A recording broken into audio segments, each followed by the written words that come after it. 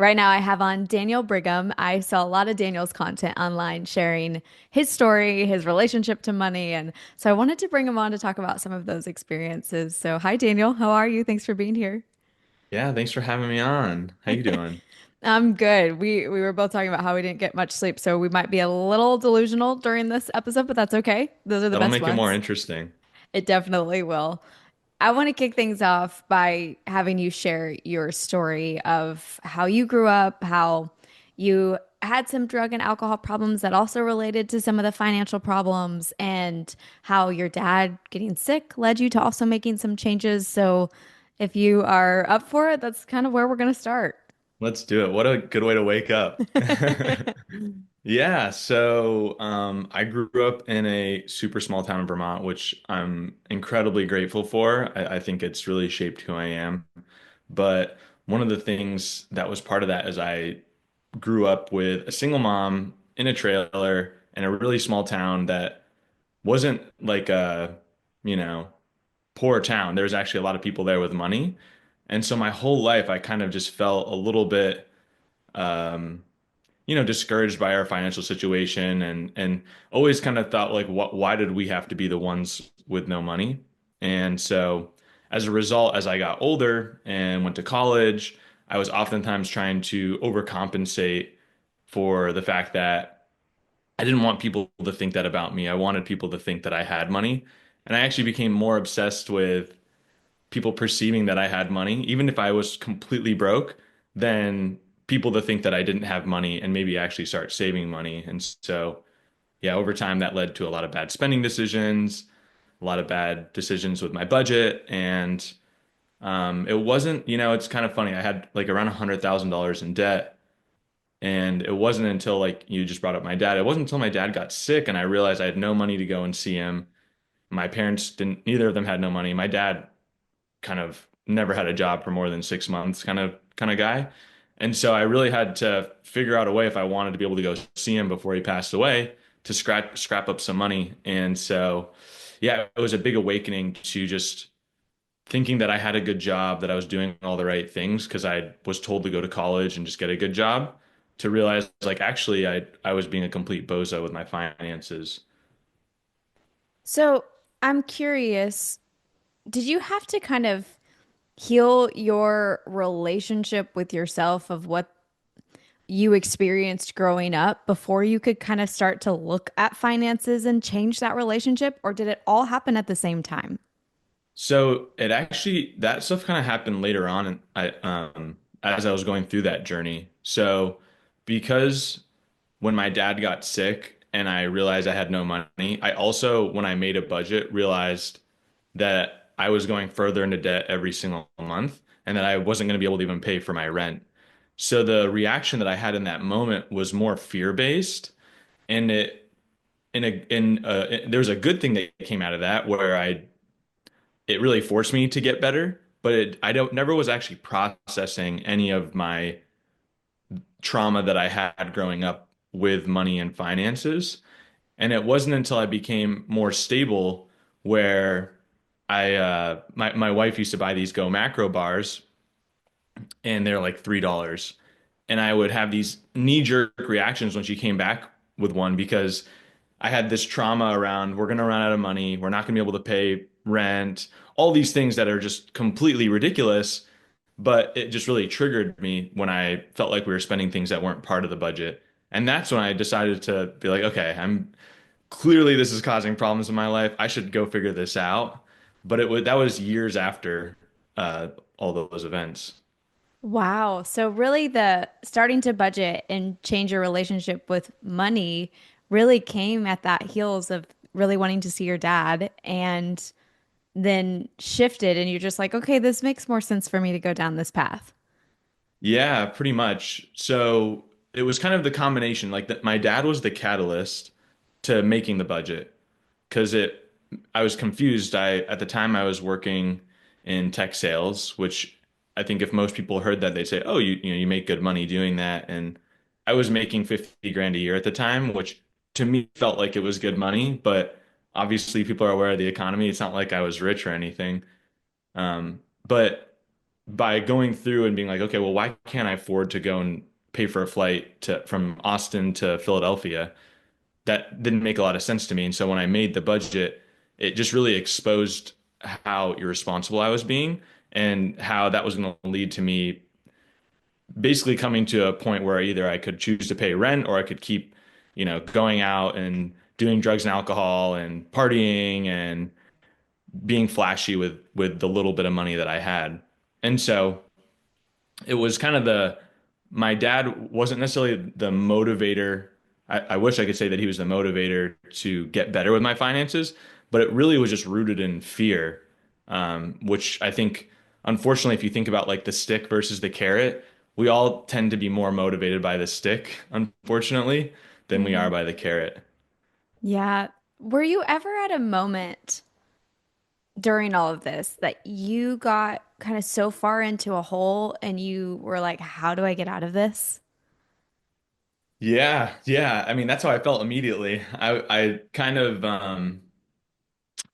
at the time, I didn't even think that I was going to be able to get rid of all my debt. I had a personal loan with a really high interest rate, and I kind of told myself if I could get rid of that at least, then I could maybe go back to being an idiot and like I could manage the car payment and I could manage my student loans and I could manage the credit card. But if I got rid of that personal loan, it would make a big impact. And so I did some just really wild things like I sold my blood plasma. I just started working every single day. I signed up for Rover. I signed up for this brand besties thing, which is like brand ambassador work. Like I just was looking for if I could work 24 hours a day, I would have at the time. Mm. And then as I started doing that, the good thing is when you're working, you're not spending money. So it kind of slowed down my ability to go spend money. But it just made me think, man, I'm doing all this effort to make this money. Maybe I don't want to buy that thing. So it was kind of this slow build where it made me just appreciate the hard work that I was doing. And so then I just didn't want to spend my money. And then when I paid off that loan, that was when I started to think, okay, well, maybe I could actually pay off my credit card too, and maybe I actually don't need this car, right? And so I actually swapped it out for a soccer mom van, and slowly but surely it was like, okay, well, maybe I don't need these fancy clothes. Maybe I actually can just thrift something or, maybe I don't need to go out to eat all the time. Maybe I can actually just make my own. Like I used to make this chicken stew and spend 25 bucks a week on groceries and I just eat nothing but chicken stew. So I did a lot of weird things, but it was all rooted in the fact that I just started to appreciate my dollar more because I was working so hard. Yeah, and that's a hard lesson to learn, especially what you talked about, how you grew up in that way. You were never taught those things. You had to learn them on your own and have those personal experiences, which I think a lot of people can relate to because everybody has a different relationship with money and it's all rooted in how we grew up and what we were taught. So, can you expand on that a little bit more, like your experience and your emotions that you would feel, especially looking back on your life and you're like, why didn't I get to, hmm kind of like you mentioned, why didn't I get to grow up rich and not have these problems? What was that like for you as you're finally addressing some of those things and those feelings you were having? So I think we were talking about this when I first spoke to you, how you were saying, you guys grew up, kind of struggling as well, but it sounds like your parents instilled some really great financial principles. And it's interesting. I found that sometimes how much money your parents have nothing to do with the financial principles that they instill in you. Like sometimes, people make a lot of money and they instill those, but it's really interesting. My mom has a learning disability and my dad was autistic. And so I think for them, one of the things I really had to deal with as I was facing these things was, you don't think about that as a kid. You're like, oh, my parents, why aren't they like other parents? But as an adult, I started to just really feel for them more and really accept them and say, you know what? I shouldn't have these massive expectations for them. They're humans, it's not that, so no one taught them how to be a parent. And so really a big part of that for me was just accepting my parents for who they are and not holding this grudge against the things that I thought they could have done differently with either progressing their career or holding down a job, or even today, my mom makes a lot of bad financial decisions, and it's really hard for me sometimes to not be able to control that because she's her own person. And so I think a lot of the trauma was just really on that piece because I want to have a good relationship with my mom and I want to have a good relationship with my parents. But if I'm like resenting them for things that are really not their fault, but maybe they should have taught me, that's probably not fair for them. But I think your question was more maybe like reacting to other people around me. And that part I still do struggle with a lot. If I'm just being honest with it, it's really hard to not have imposter syndrome. My wife and I now are coming up on being millionaires, and it's wild to think about that. But there's this voice in my head that still tells me, even though I've made it that far, I'm still the person that was growing up poor, not worthy, and that people who grew up with parents that had money are better than me, even though maybe they have a bunch of debt. And so I don't know, maybe I'll eventually be able to figure that out, but it's still something that really is like a battle in my mind. Yeah, there's a few kind of different ways I want to go with this. You mentioned your wife, which I would like to talk about the experiences you had when you met her, especially with as all of this is happening. But I also want to acknowledge that I think as an adult, it's really hard to come to terms with understanding that your parents were also kids too at one point and they had to grow and they were the best way I could ever say it when I talk to people about parents is your parents are also experiencing life for the first time too. And they do truly the best that they can with what tools and resources they were given. And you have to acknowledge that as an adult, which is a very delicate balance to understanding, okay, this is somebody that I love and care for, but also they're their own human and they had all of these reasons and I can't hold this against them. Now it's my turn to also do better. So I want to recognize that you mentioned that because I think that's something a lot of people experience, especially when they get older and they look back on their life and they're addressing things that happened when they were It's kids. it's so tough because there's still a part of us that's like the teenage version of ourselves that's like, okay, mom, and thinks that way. And it actually, I noticed it more after my dad passed away, where I started to have more conversations because I was about 24 or 25 when he passed away. So I was really just becoming an adult at that phase, and he had been sick for a couple years. And so I didn't really ever feel like I got to know him as an adult. And so I spent time with his sister and I spent time with my grandmother, just trying to get to know him more because I had realized I had developed all these perceptions of him. And as I was going through that journey, that's when I started to realize that, yeah, he was just his own person with his own struggles, his own traumas, his own, limitations. And he loved me very much, but he's an imperfect person like we all are. And it stinks that it took that for me to realize that. But now when I think about my mom, I really try to appreciate that more. Yeah, and it's probably helpful with you and understanding your relationship with your mom too, I would imagine. So there was a reason for it. But it is also, it truly is hard. And you have, when I say the delicate balance of honoring that like you feel a certain way because you didn't have certain things while also honoring that they were their own person and they had their own experiences and they're living life for the first time too. That's really hard. You're experiencing multiple different emotions in that same span of things happening. Oh yeah. Oh yeah. Yeah, the Well, the biggest challenge that I'll kind of cap it off with, I think that I faced with all that was, and I'm sure other people can relate to this, but my dad got sick and we hadn't talked for over 2 years because we'd gotten in this big fight, and I decided I didn't want a relationship with him anymore. And when he got sick, then I immediately had to throw away this grudge that we didn't ever work through, right? And I remember when he did pass, I was really struggling with, well, I should be more sad than I am, but at the same time, I didn't have the traditional relationship with my dad. And that's always been a really wonky one too, because I think oftentimes we feel pressure from society to have a certain relationship with our parents because that's like the hallmark version of it, when in reality, our relationships with our parents are super complex and very unique. Yeah, that's a great point. And I know we're talking finances and stuff, but I'm so glad you shared that because it is. It's very unique. And just like with all things in social media, we love to compare ourselves to others in every single way. And seeing people have those experiences while you don't is difficult. And when it's challenging, that's part of it. Now, you had also talked about your wife a little bit.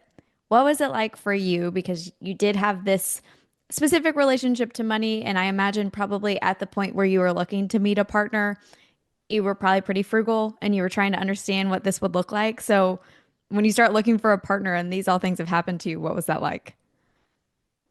I think there's some context here. So for one, my skill set and when it comes to finances, we all need to lean into what our God-given talents are.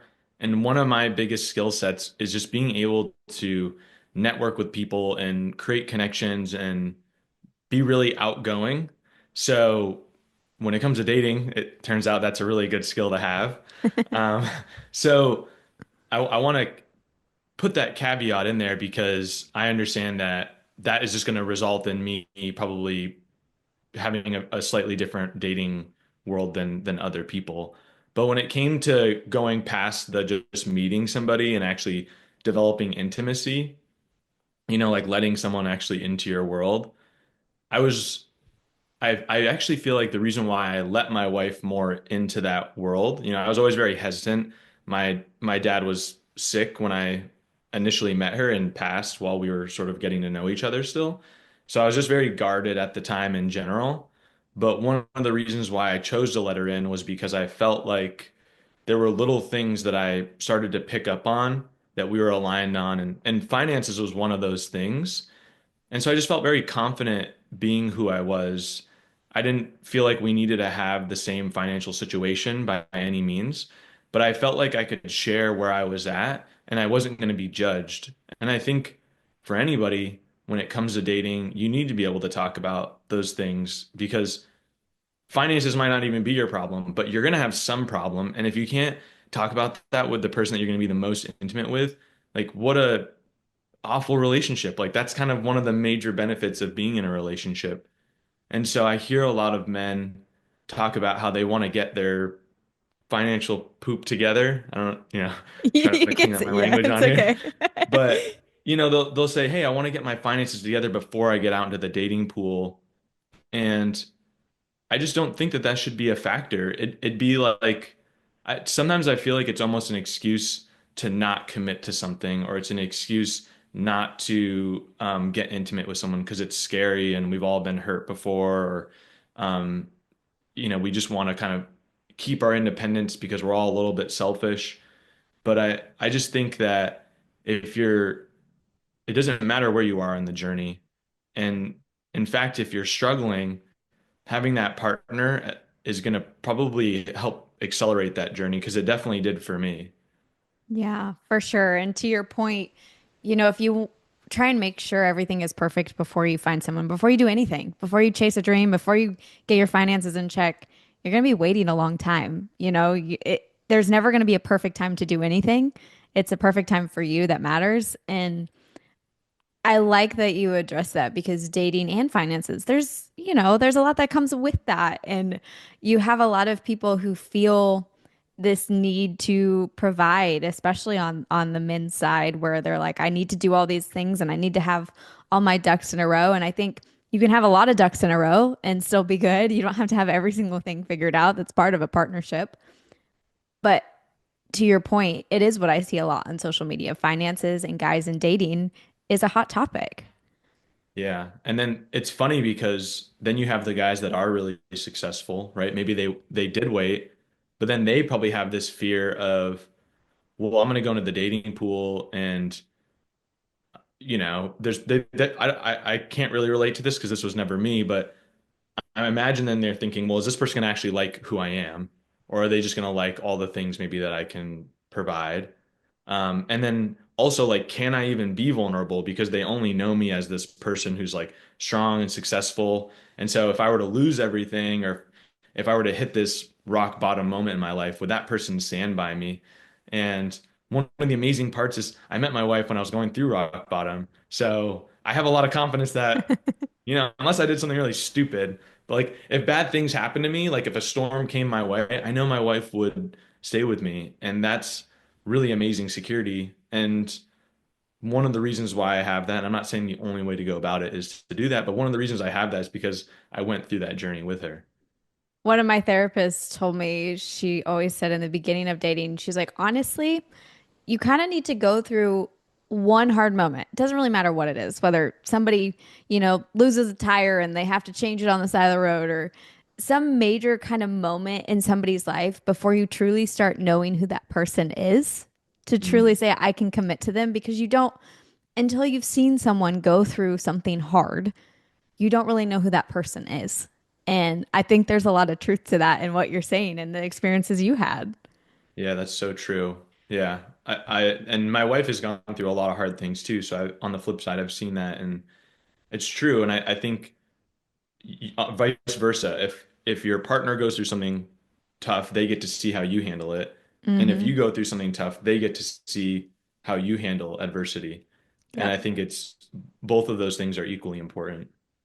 Yeah. And for you, when you did meet your wife, how did you bring up the topic of finances and understanding that you guys are on this level? Because finances are a hard thing. People don't love to talk about them. And it's kind of weird to be like, this is how I am. This is how I feel. It may have been a little bit easier for you because it's part of your story, but I'm curious how that went. Oh man. I met my wife like 8 years ago, and it's so when we met in San Francisco. I was out there visiting, and then afterwards we were kind of pen pals for a few months because I was going out to San Francisco quite a bit.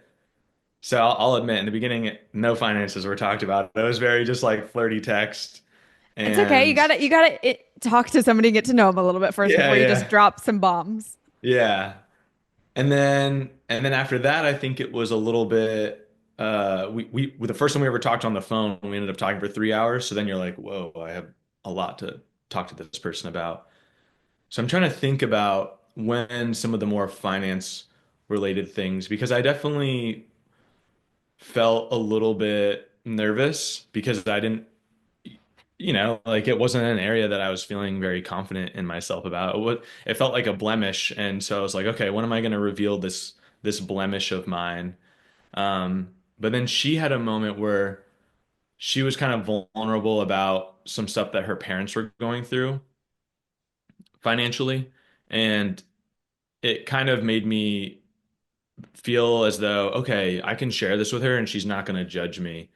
And in fact, it actually made me kind of after I started talking to her about it, I almost was like desperate puppy afterwards. I was like, please don't, I just shared this really vulnerable thing. Like, don't judge me and run away. So it was this really big weight when I finally did start talking to her about those things. But then we were both incredibly emotional. So as you can imagine, when we fight, it is like not not pretty, but then we have like super quick rebounds. But we decided to just move in together after 3 months of dating long distance. And so that's when finances really just started. You can't avoid it. Like we're living together, we're figuring it all out. And the good thing was is my wife was a writer, so she was not really making a lot of money. But the bad news was she moved in with me and I got laid off the very next day. Oh gosh. So to your point about like adversity, like neither one of us are making any money right when she moves here.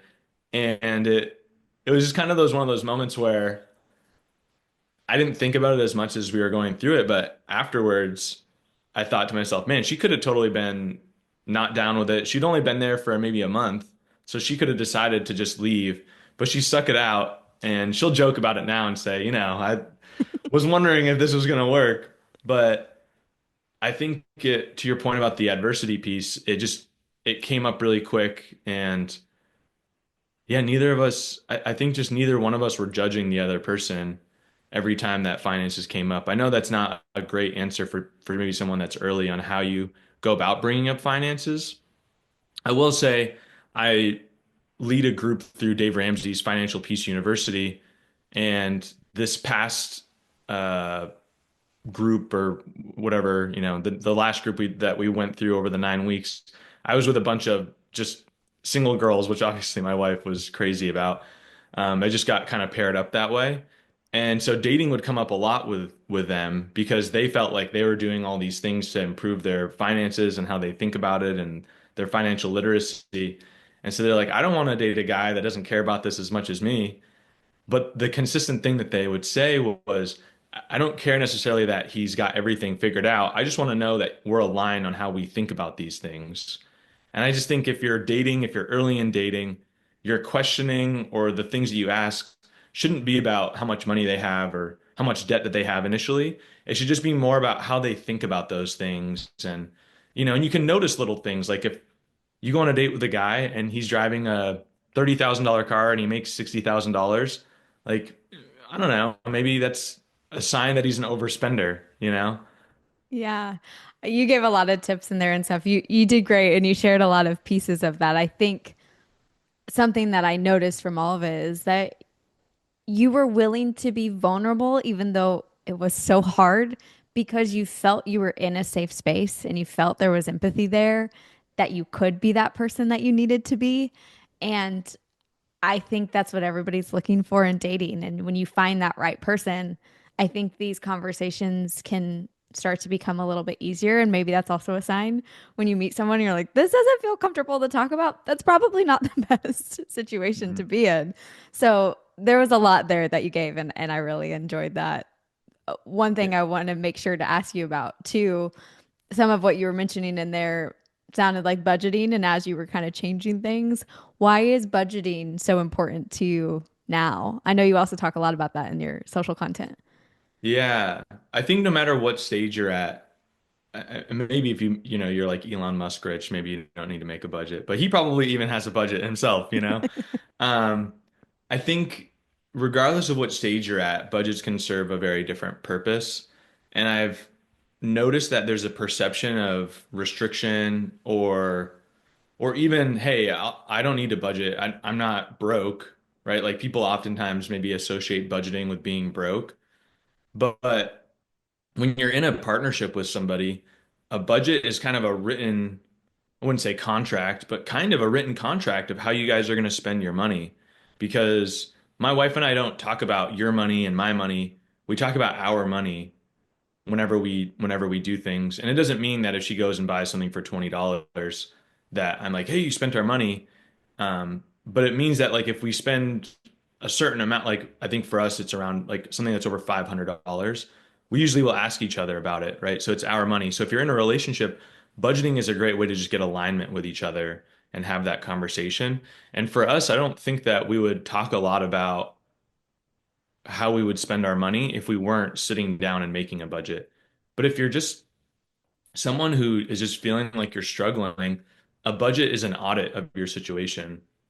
Budgets are like going to the doctor when you're sick.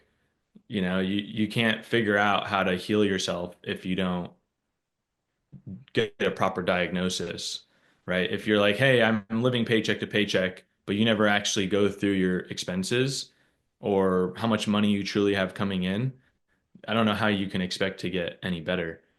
And so I felt like that was just such a foundational step. And then on top of it, it's a test of your behaviors. So it's one thing to commit to making a budget, but 90% of it is actually sticking to it. And so to me, it feels like if you can just do that part, you could almost know nothing else about finances. But if you're just good at sticking to a budget and living within your means, you're going to be just fine because you'll probably figure out a way to start investing over time. You'll probably save up for emergencies. Like all the other stuff is kind of smaller details that can definitely help you accelerate your journey. But if you can't follow a budget, the I'm like 0 to 1, right? If you can't get to one, you're never going to get to all the other things. Baby steps. Baby steps are very important. The baby steps. Exactly. Yes. Well, Daniel, I so appreciate you being here and sharing your story. I think it's really important and just how you share and how you talk about these things. These are hard topics and people need to hear these things. Is there anything that we didn't get to that you want to make sure people here know about? Anything like that? No, not really, I'm pretty new to this game myself and trying to figure out myself online a little bit, I think right now. So I think the one thing that I'll just echo is that 0 to 1 piece. Like if people are struggling to get from 0 to 1, that's the stuff that I talk about online. That's the stuff that I write about in my newsletter and all that kind of stuff.